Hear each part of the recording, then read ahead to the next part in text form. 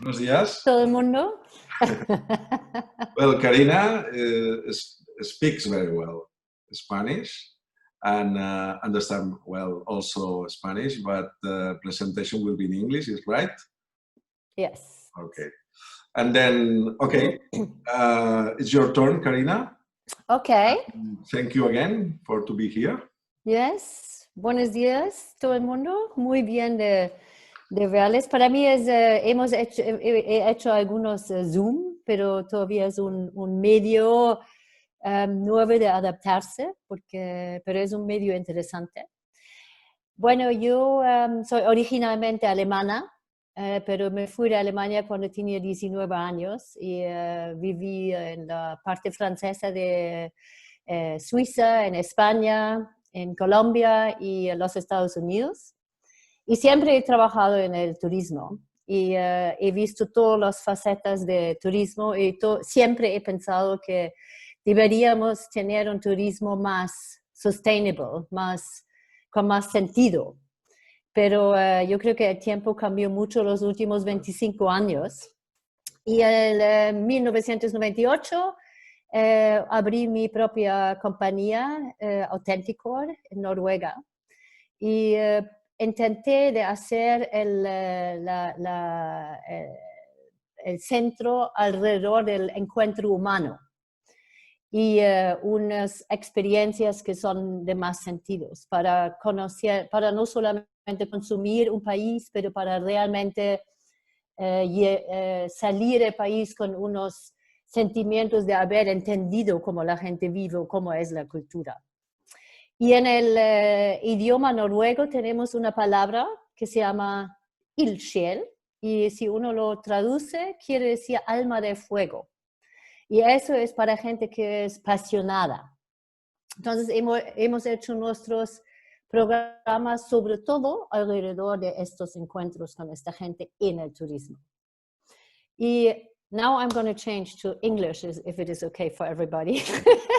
Okay. Just to show you that I speak Spanish, and afterwards when we do some questions, I encourage you to really ask me in Spanish. It's just a little bit more easier to come into the flow of English. Okay.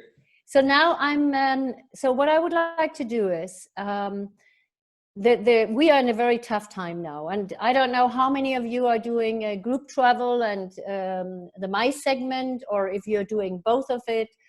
We are doing mostly the MICE, but we are doing also the normal group travel. And I believe that, I'm just going to share my screen now. I believe that we are really coming into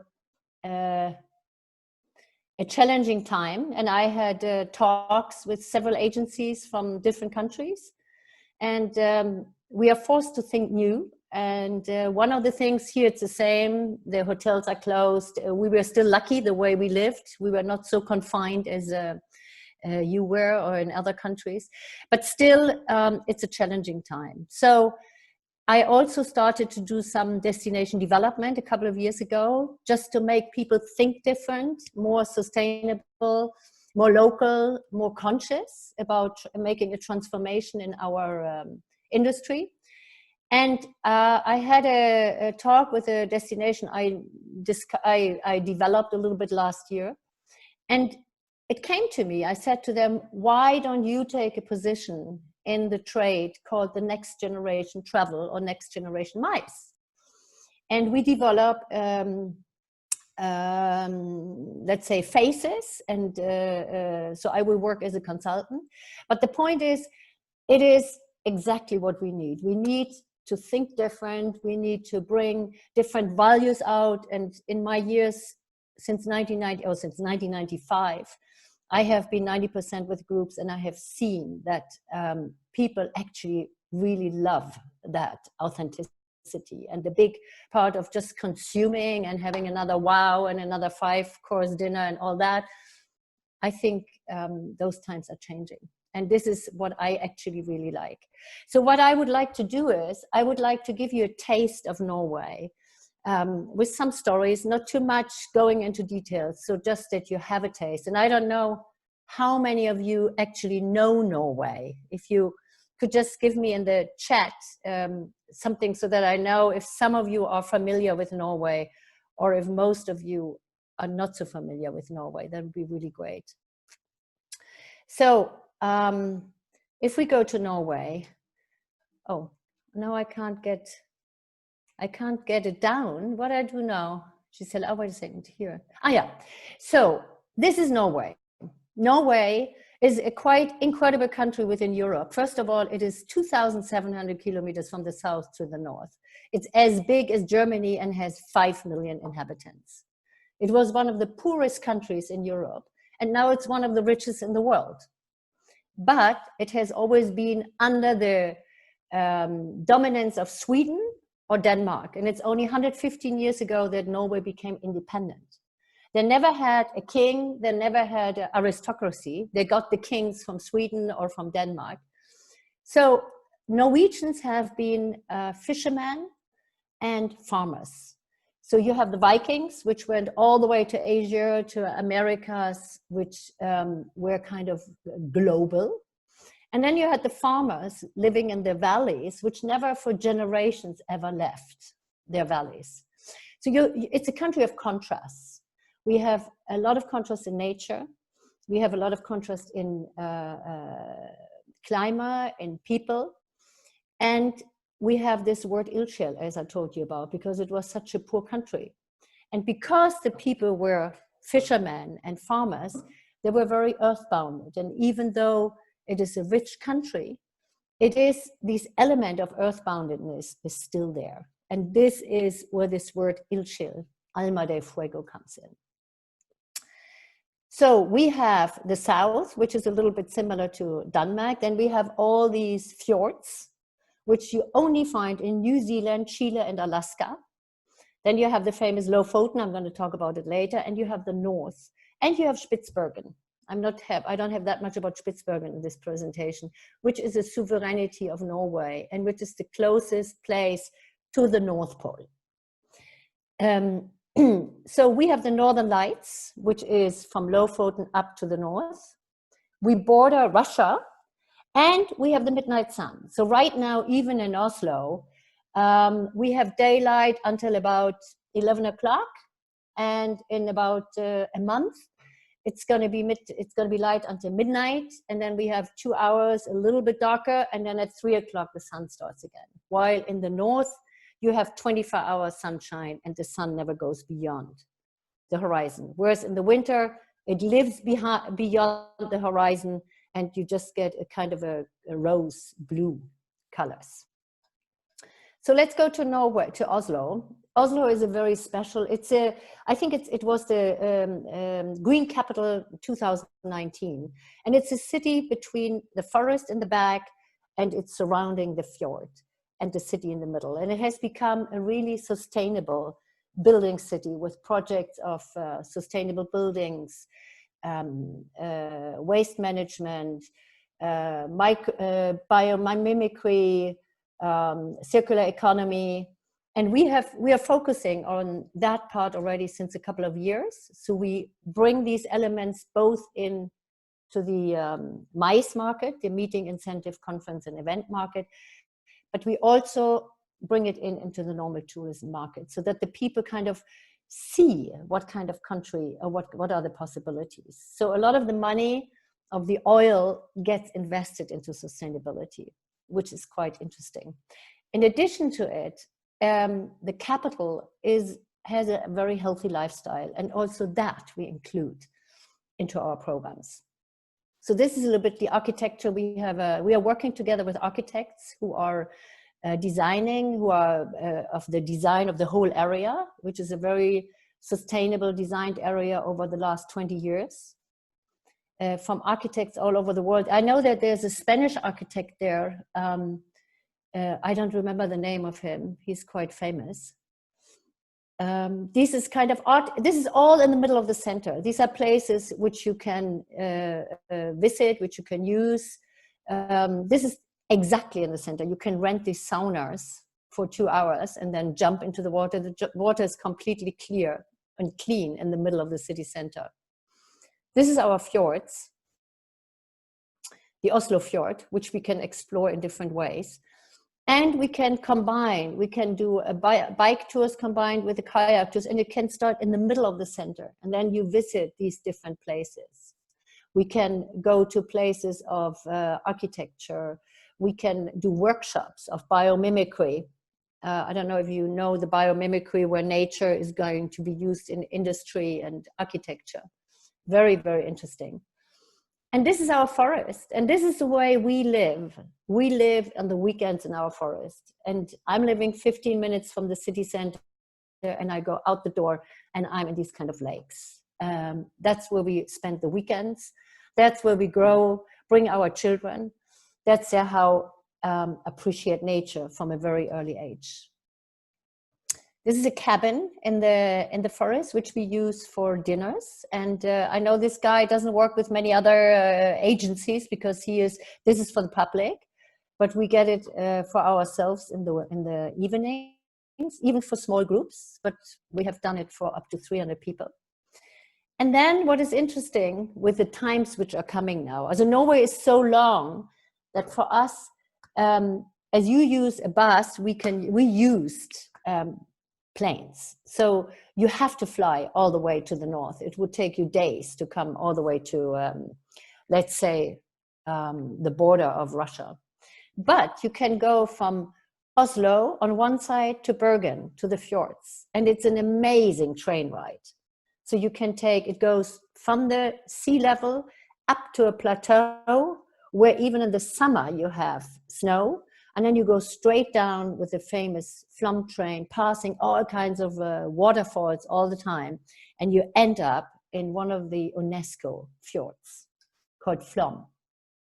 This is one of the fjords. This is the fjord area, which is amazing. And the only way, and you can see people who lived there were no roads in the old days. People were using the water. That was the road. And they were using horses to go over the mountains. And it took days and months to bring merchandise from one place to another. So still today, the fjords are the veins of the country. There are a lot of boats, and without the boats, you would never go on the other side, because it would take you a whole day to go around it. So we use a combination of, for example, we use the rib boats. There's some places where you have hybrid and electro ribs, but it's still not so advanced because of the recharging. But this is a hybrid boat in the fjords, and one of them is going to come to Oslo, which we can use also exclusively for and normal groups, or also for the incentive market. And this is a great place where we can use e-cars and we go to a viewpoint, and then you have, and it's an architectural special place. So you have the view into the fjord, and you kind of appreciate the magnitude of this country. And, you know, Norway has no castles. It's not a country of huge castles. It's the majestic of the nature. And I believe this is something which people should not rush through. I think the slow travel, giving people more time, really meeting with the locals, getting to know how they feel, coming back home and feeling different. And I know from the groups we have, all of them, they always say, when we arrive in Norway, we have the feeling our shoulders already come down, because the rhythm is different here. We are not so hectic. People are kind of laid back, a little bit mañana, very different to the Germans. It's always a challenge. So I know a lot about that. And then you have a little video here down. You can see in the left corner, you can see from that viewpoint, you can see into the fjord. And you stand there and it's a glass, and then you look straight down. So you have like the experience of magnitude from the fjords. This is also the Hardangerfjord. Then we can go, once we are in Flom, we can take a bus or a boat or a combination of it to this place. And this is a most sustainable place you can imagine. It's a local fire soul. a doctor who wanted to preserve old houses. And he took them down and up again, right on the fjord, on the other side of the glacier. And the glacier is a glacier which is also retreating. But when we go on a glacier, we don't only consume a glacier. We have guides which are geologists. So we learn about what kind of glacier is it? You know, is it, what is happening now with the retreating of the glaciers? A lot of geology is coming out. There are stories like the world is going to be rewritten right now, because those stones were not out there for millions of years. It was before the last ice time. So that can be combined, and then you can end up in Bergen and you can have a perfect 1 week, for example, or in the incentive 3-4 days, combining Oslo and Bergen without using any plane, and going by land and really getting to know how how it is to live in a country like that, where there's huge mountains and where streets were very, very difficult to build through the mountains with tunnels. So it's amazing. This is Bergen. It's a UNESCO city. It was the center of the merchants, which actually exported bacalao from the Lofoten. And the bacalao was brought as an idea from the Spanish, and mostly from the Spanish people. So it was traded in Bergen, and this place with the red houses is the old UNESCO place in Bergen.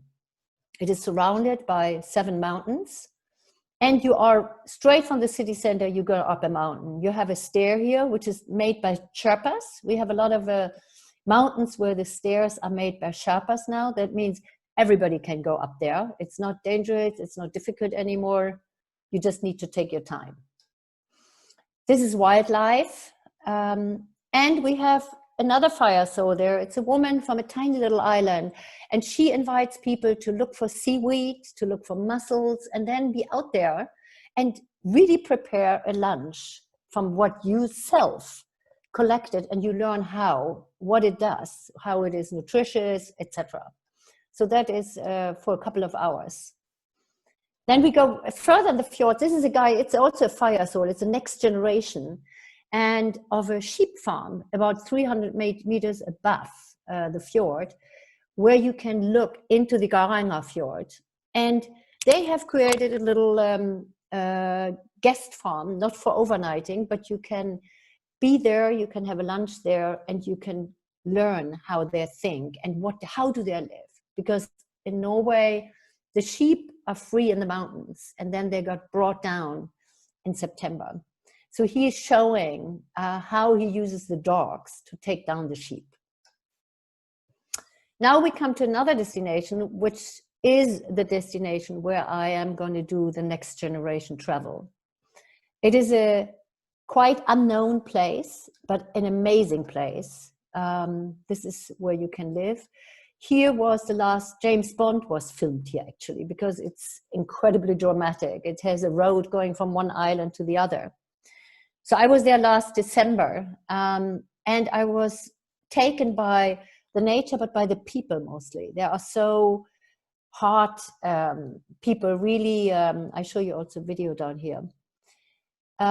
So I gave them some ideas, and then I got a request, and I proposed Molde as a concept, and this was an incentive group. And there were 7 destinations in Europe, and I think Spain was one of them. And at the end, they decided between Moskva and Molde. And nobody ever had heard about Molde, of course. And the decision maker actually was thinking more Moskva because it is safer for him. He wouldn't go into any risk to do something which is a new concept. But then he called the winners, and they all wanted to go to Molde. So Molde, which nobody knew, won over 7 great destinations in Europe. And that shows where the people decided what actually is the winner of the future. So this is the place where we are developing now new ideas, both for the mice market and for the travel market. It's going to be a transdisciplinary project with the industry, hotels, simple local people and local people who have been involved in the travel business before. So we're going to create completely new ideas, but the core is the human encounter. My vision is to bring this to the rest of Norway afterwards and create, in a way, give Norway the position of starting the next generation travel and perhaps doing it in other countries afterwards. So that's, in a way, bringing forth what I've learned over the last 28 years. So this is the scenery there. And there's a marble mine. It's not anymore exploited. It's by a family. And they have, wait a second, I just want to show you. And they have created a project out of it where you can, you see it here. They have created a, I'm just gonna shut up a moment.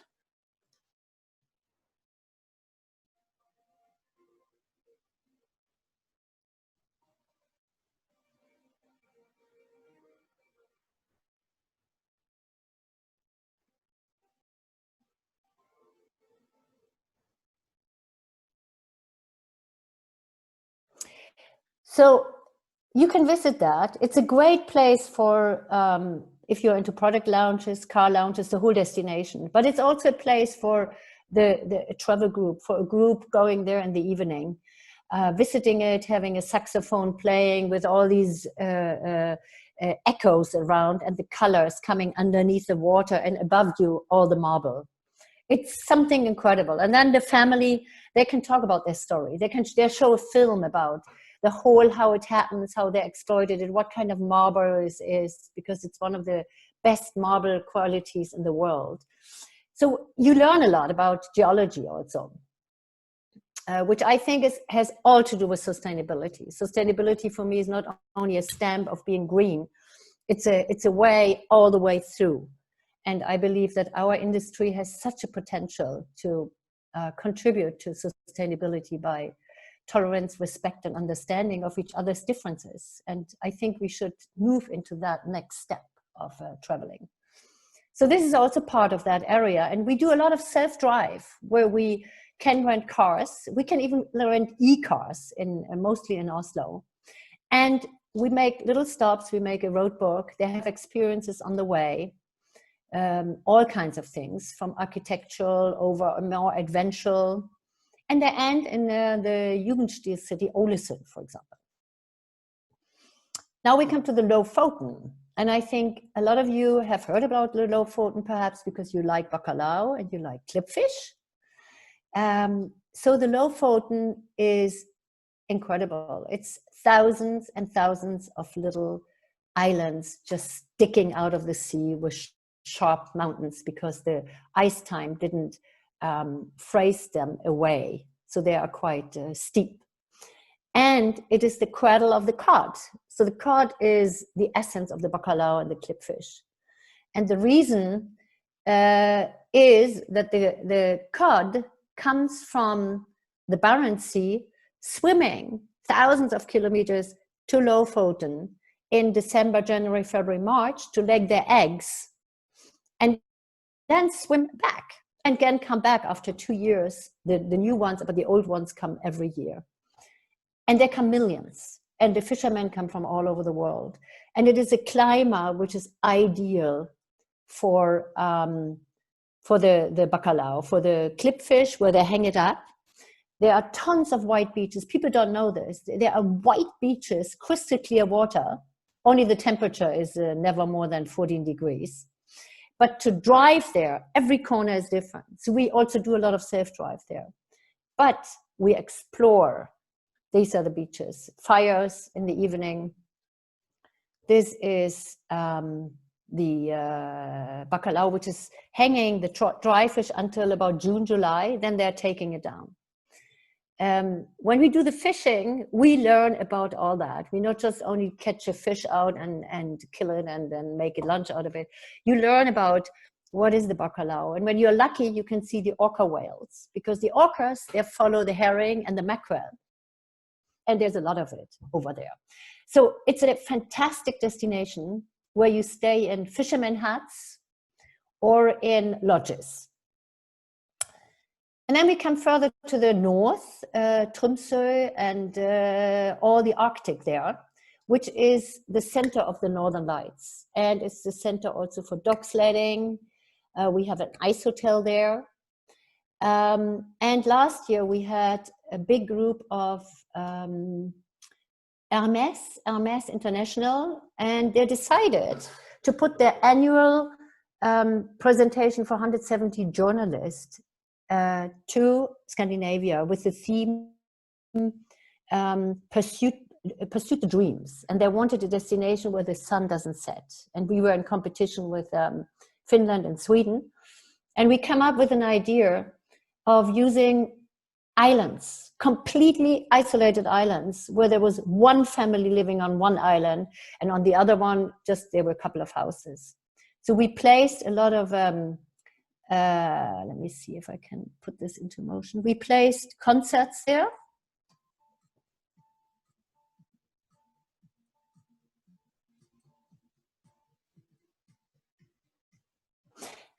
And these islands you can visit also with groups, doesn't need to be an incentive.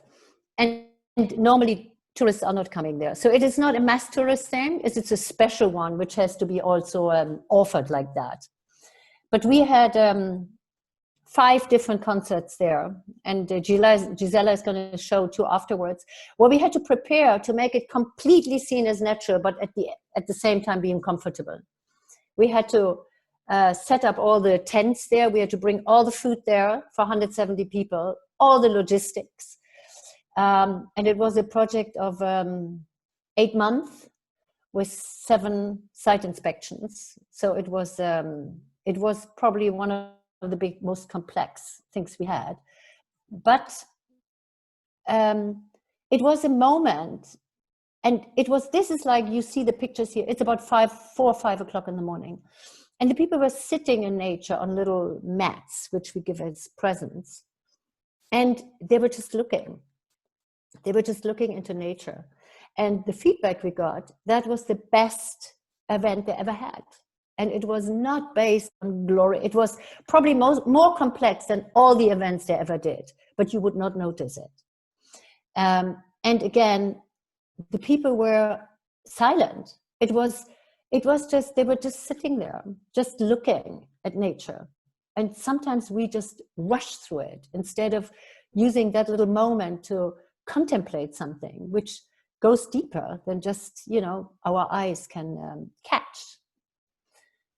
This is also the north. We can do it with small groups. We can do it very easy. It's called the randonnée. And these are the Northern Lights. It's the, let's see, the light show of the north. Now I want to just end with some ideas which we were doing. We have put, which I think is also very sustainable, we're taking the people out of the meeting rooms and bringing them into Leppish tents. We can construct Leppish tents up to several hundred people. We can have it for smaller groups. We can get the technique in there. We can do everything just in the frame of mice now.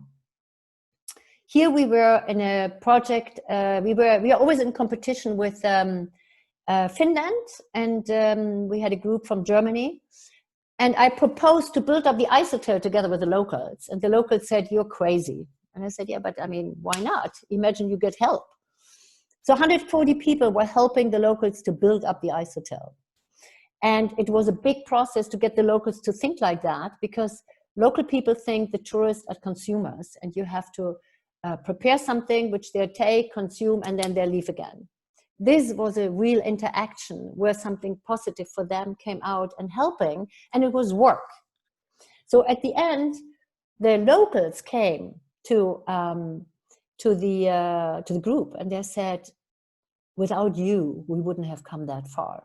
And then afterwards, I told the locals, and in addition, you earned a lot of money with it, because of course, everybody, the company had to pay. It's not for free. It's a lot of work to prepare.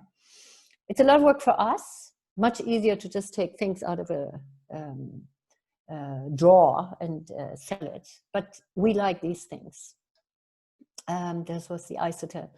In 2014, we won the Green Award in the Lofoten from IMAX, just with a simple idea to make 4 groups help clean up nature paths. And we put local kids into it. We communicated to the children, take care of nature and be proud as a next generation. And they were speaking English. 2 years later, I met, so with that idea, we won the award Commitment to Community, which is normally given to India, to Africa, and in Norway, a rich country, won it, just with that kind of idea. And we have a lot of ideas of doing this in the next generation travel. 2 years later, I met the guy who was my local fire soul. And he told me one of these boys, he was the one who best spoke English. He was the most outgoing one. He was mobbed before the event. After the event, his status in the school completely changed. So that really touched my heart, that things like that, you don't know, but you can touch local communities in a very incredible way. So this is, in the middle is the guy who was our local contact. Then in 2005, we had a big group. We wanted to go to Amman, and a bomb exploded. So they had to switch everything to Scandinavia, and we had 24 hours to come up with an idea. And I knew a woman living in a tiny village of 160 inhabitants. I called her and I said, hey, what do you think if we come with 220 people from SAP? And we base everything on the human encounter and contrast. City, village, IT, farming, quick and slow. That's it. And she said, you're crazy. And I said, okay, but if we're not crazy, we never win. And we won. We had 6 weeks with Christmas in between to make this happen. I was driving up and down the village. It's about 3.5 hours from Oslo in the winter. We involved everybody, the children, the old people. The children made the flags. There was no flag, no banners. We closed the main road. We chartered the airport train. I was flown to Belgium to convince, to make a shift of a mindset that the people would say yes, that they love it. When they arrived, they said, wow, we have never experienced something like that. And I was like, I calm down because it's still 3-4 days to go. It was a huge success. And even 10 years later, I met in a lecture one of the key people there. And she said, Karina, can you not come back? We are still talking about it. And there were friendship formed between the traveler and the local. And I think this is also something we should think about in traveling. Why can there not be friendship for a mate, which are long-term? It's a community thing. It's a taking responsibility. Here we had 90 people, and we had a lot of things. We had everything from helicopter to, everything you can imagine. At the last lunch, I asked in a place outside of Tromsø if we couldn't have it in private homes. And the local fire soul managed 20 families, and we were there with 4 to 5 people having lunch, and then having a concert in the local school. And this was probably the cheapest of all what they did, but was the thing they most talked about. This was 1998, and I will finish with this. I was in the south of Norway, and in a farm, which there are groups coming, small groups, and I wanted to find out what else can we do. And the farmer who's in the middle there, he came up with all kinds of, typical ideas where you can go all over the world. And I said, but why? And finally we came to the point that they bring the sheep from the mountains in September. I said, hey, but that could be an activity. And he said, yeah, but this is work. And I said, okay, but I can offer it. And we got the chance to have a group of leaders, which had a communication problem. There were about 15 people. They came with a coach, and they didn't accept their challenges and their problems. So we put them out into nature to herd the sheep. And you can imagine no communication skills. These people were just running in all kinds of directions. And we had to look for one afterwards. But the point is they experienced it in their body, and they sat down and they discussed and worked on their challenges. So what I want to say is the travel industry has such a potential to make people experience things different.